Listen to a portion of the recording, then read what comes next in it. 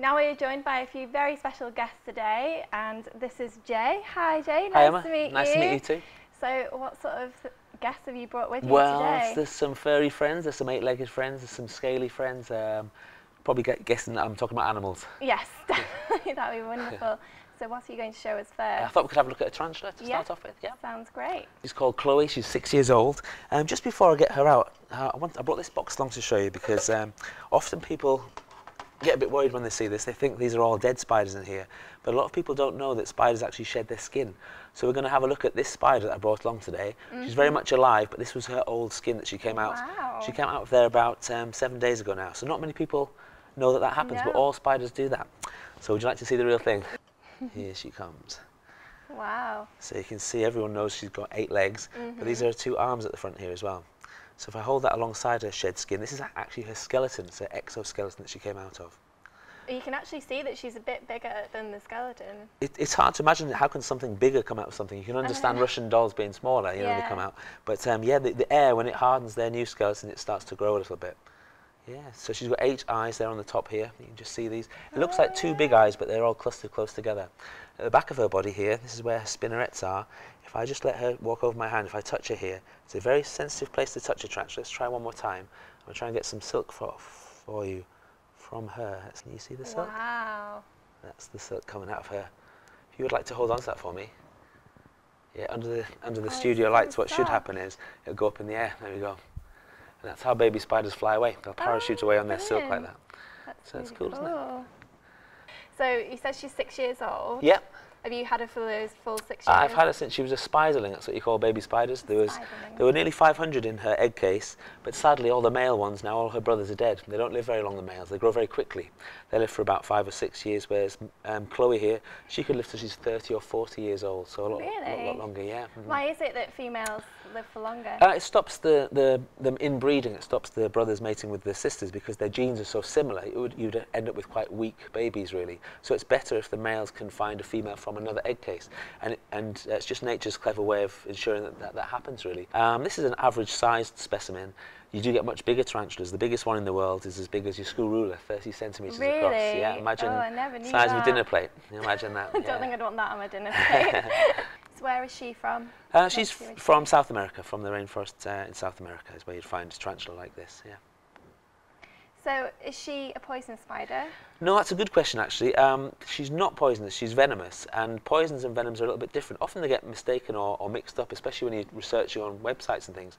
But venom is used to catch your prey, so her fangs at the moment are folded up like my fingers, and when she bites her prey, she'll open up and drive those fangs down. So poison is used to stop you from being eaten. We might see a poisonous animal later on, and I'll explain about how it uses its poison to stop it from being eaten. But venom's good to catch your prey. You use your venom, so there are venomous snakes, for example, but you wouldn't find a venomous toadstool, but you'd find a poisonous toadstool. Oh, I see, yeah.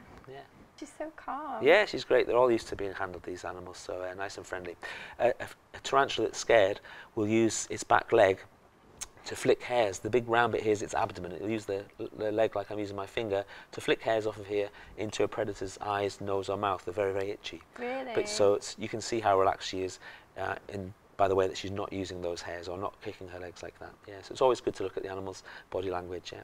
Oh yeah, definitely. Should we put her away and have a look at something else? Yeah, that'd be great, I think. Okay.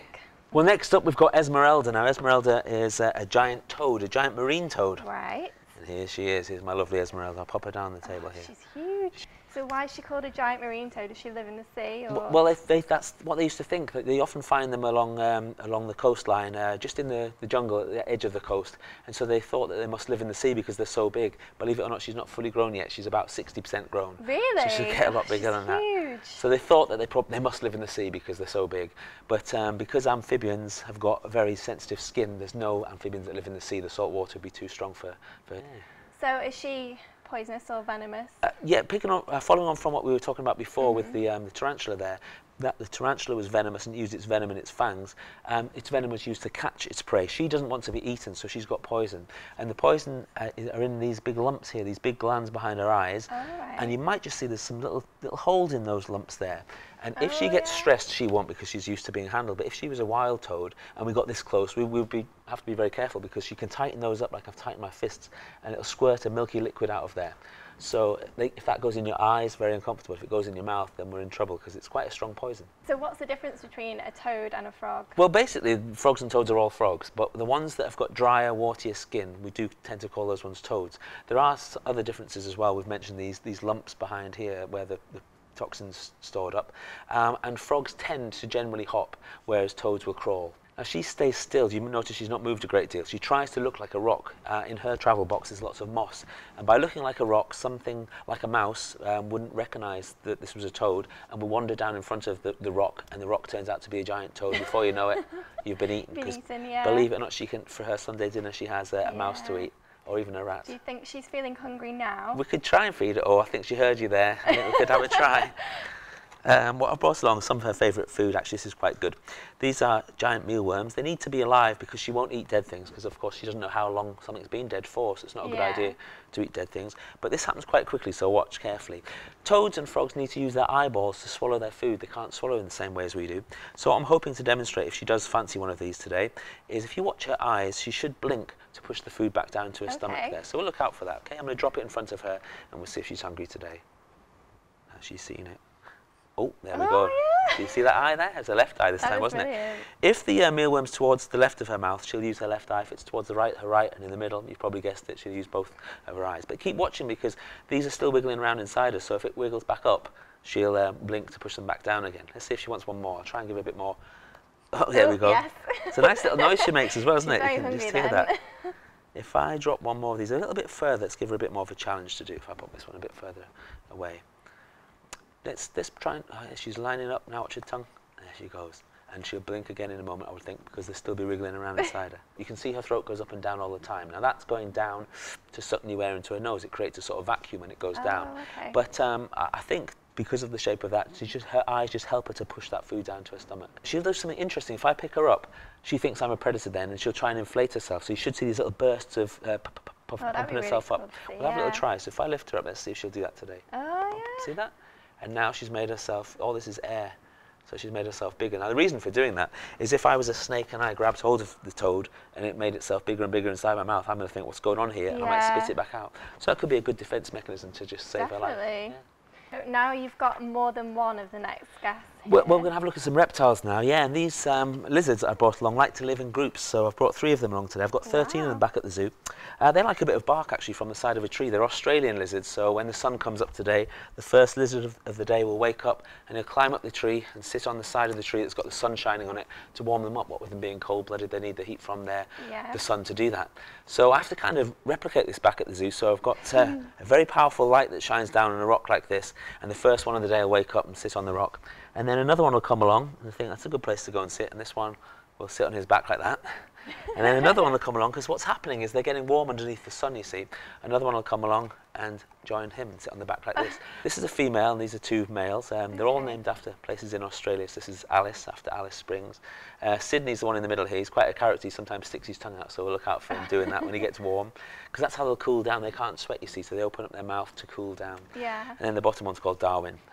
Their bodily functions, their digestion and everything doesn't work unless it's up to a certain temperature. So they need to keep warm or get very warm. That's the first job of the day, so that their bodily functions will work. They'll change colour to help them do this. They'll often be dark in the morning because you know how darker colours will absorb more heat. And then as they get up to temperature, they go nice and bright colours like these ones go, sort of orange and yellow on their head.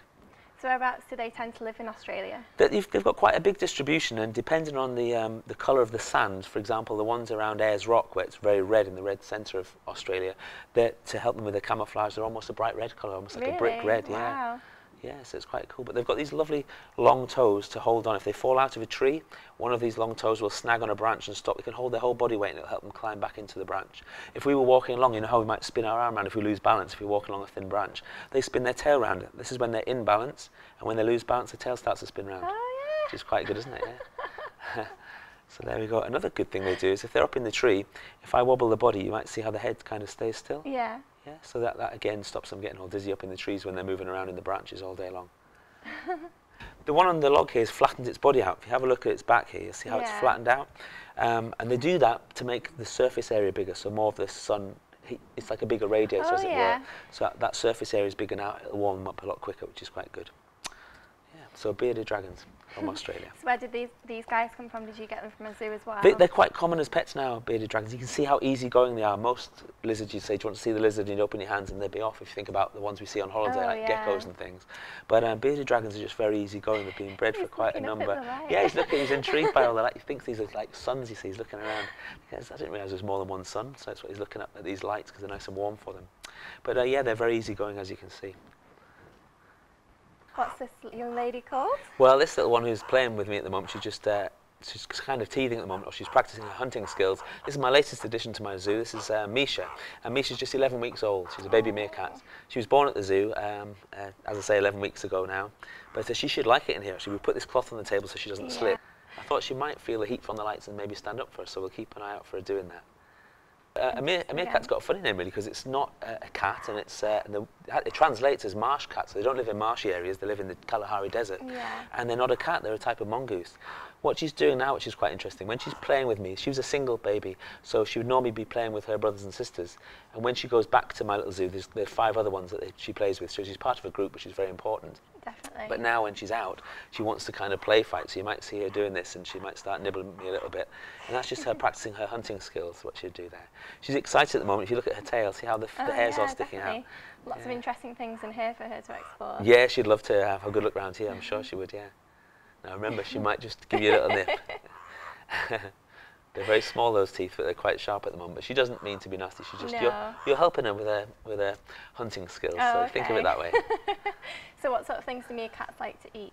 They've got a really varied diet. In the wild, they like to eat scorpions. They're quite famous for eating scorpions. Wow. And the funny thing about them is, if they get bitten by a venomous snake or even stung by a venomous scorpion, it could prove fatal for us, you know. But they've got the most amazing immune system. They feel bad for a few days, but they get over it. So yeah, they as I say, their immune system will save them, which is pretty impressive. Yeah. Other good adaptations are these black rings around their eyes, you can see. Those black rings enable her to look at the sun. Now, we must never look at the sun with our naked eyes, but she needs to be able to do that because birds of prey are really clever. And you know how it's difficult to watch an aeroplane fly past the sun, and you just can't do it, can you? Well, birds of prey know that if they fly around and have the sun behind them, it's difficult for an animal on the ground to see them coming. So poor old things like rabbits wouldn't stand a chance, whereas the meerkats develop these black rings there that enable them to see the birds of prey coming. And one of them in the group will stand lookout, you know, and look for any danger. And it's quite funny, actually, with my little group. If a plane flies over, they think it's the biggest meerkat, biggest eagle they've ever seen, shall I say? Sure they do. And they let out a real big cry. They don't understand it's an aeroplane. They think it's a big eagle. Yeah. So is there anything in particular that you like about meerkats?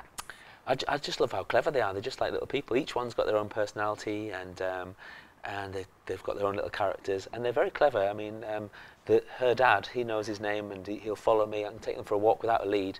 In fact, for the last couple of years, he's run the Sport Relief Mile. He's got his own little running vest, yeah. So he's done a lot of good work for charities, that meerkat. Wow. Yeah. So she'll get about twice this size when she's fully grown. And that's the sort of excited stance she's got at the moment. You might see her back's quite arched. That's because she's quite excited. She's in a new place. And those little noises, they never stop making a noise. Yeah, you can probably hear those little noises. Noisy, yeah. Is that their distinctive noise, or do they have anything else? Oh, is she looking up at? She's standing up a little bit. You notice her feet are flat at the moment. No, that was just, there was a little noise in the studio. She was wondering what it was. She might jump on your lap here, just so you know. You're worried about nibbling those fingers, aren't you? I know. Don't eat my fingers. You see how they use their tail? The tail's very strong. Oh, oops, there we go. The tail's very strong, and she uses that to help her stand up. So that's what's used for standing up. Or they like paper, actually. She might have a go at your script. Oh! Well done.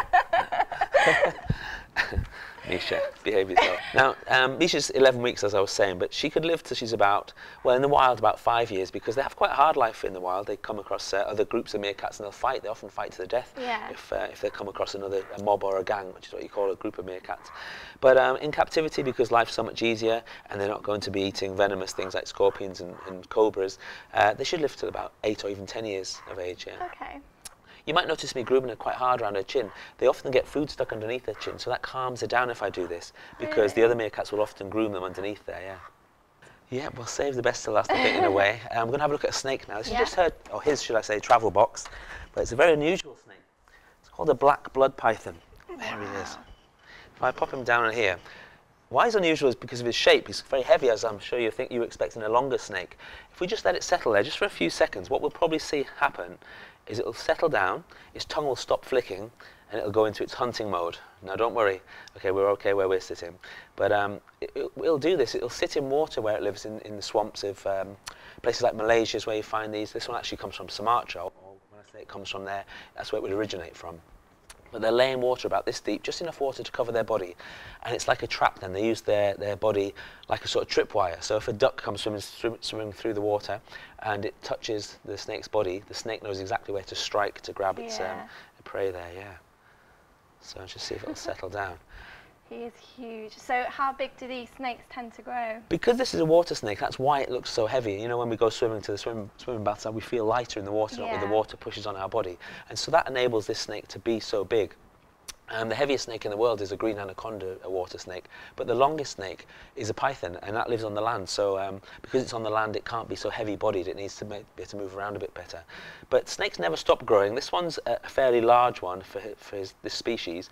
But the longest snake ever recorded was 33 feet long, so 11 meters long. That's a big snake. It's called a reticulated python, that one, yeah. Now it's settled. And they always sit with this S shape in their neck. This snake only gets fed 4 times a year. And isn't that amazing? 4 times a year. Yeah. Wow. And it's ready for something now, I should warn you. But why it can get away with having such a small amount of food is because it doesn't really do a great deal. It's an ambush predator, a bit like the toad. It sits and waits for food to come to it. And when it does arrive, well, it can eat a big meal. Its skin is very elasticated around its neck there. The lower jaw is in 2 pieces. So if you imagine my jawbone was split in 2, and I could lower my jaw down, and then separate it, well, you and I could then eat a basketball. But if you had a mouth full of basketball, you'd need to still be able to breathe, so they bring their windpipe up and out of the side of their mouth, like a little snorkel. When it's got a rabbit inside, she weighs nearly 3 stone. There you go. Wow. That's good, isn't it? Very It's pretty heavy. In fact, a good way to hold it, if you could lean forward a little bit, I'll give you a snake scarf. There you go. Oh. That's a good way to hold a big snake. Now, that's perfectly safe, don't you worry. Give me a bit of a cuddle, but it won't be the last one you ever get. If you put your hands underneath there. Thank you for reassuring. It's okay, okay. There we go, and that's nice and safe. It's not made a full loop around your neck. That's called on your shoulders there. So you'd never let it go right the way around, because you just can't get your fingers in to get it off, and your neck's so warm they like to give you, as I say, a bit of a cuddle. Now you won't see her blink, because snakes can't close their eyes. They don't have any eyelids. And sadly, that's led to a lot of myths about them being evil, because they stare. I mean, if you've got no eyelids, you do stare. You've got no option. And so that's why that's the case. In her face, at the front of her face, are heat receptors. She's got little holes in her lips so she can see temperature. So if we came back here at midnight with no lights on at all, and we couldn't even see our hands, she could see the heat from our bodies. And that's how she'll find things like bats inside a cave, or maybe a rat inside a tree trunk, something like that, yeah. So you say they only eat 4 times a year, but if they did suddenly stumble upon something, would they just go ahead and eat it? Good point. I mean, or they could eat every day if they were to find food every day, and they certainly wouldn't turn down a meal because they don't know when the next one's coming along. Yeah. It's just that they're in their lifestyle. It's not like a goat that can have a bit of a nibble on some grass and then walk over and have some more grass here and a bit more there, where food's abundant. Because her food isn't abundant, she has to take the opportunity when it arises. So you're quite right. If that was to happen day after day, I'd say she stumbled across a nest of rats, let's say, she'd eat every single one of them, you know? Yeah. That's just her breathing out that hiss, by the way. She has one, I keep saying she, this is a male, has one long lung that he uses and one small lung that they don't use. So they've sacrificed using one of those lungs. If you just hold your hand open, she'll pull back. That's good. That's well done. That's it. If you hold her here, then she should just go a bit more still. That's good. So why they've sacrificed that lung is because they eat such big meals. It makes them a good shape for doing that. I think you're doing a great job, by the way. She's pretty heavy. I'll rescue you from her grips. There we go. Are you okay? Thank you. You're welcome. So there you go, a black blood python. They're called blood pythons. Sounds quite sinister, doesn't it? But most of them are bright red. So that's where they get their name, blood python, because they're red like blood. But this is a black blood python from Sumatra, is where she would originate. Wow. Right, well, thank you for coming onto the show today. It's been really great hearing about all these different animals, and I'm sure everyone in the audience has absolutely loved it. So thank you very much. You're welcome. Thank you very much indeed. Thanks.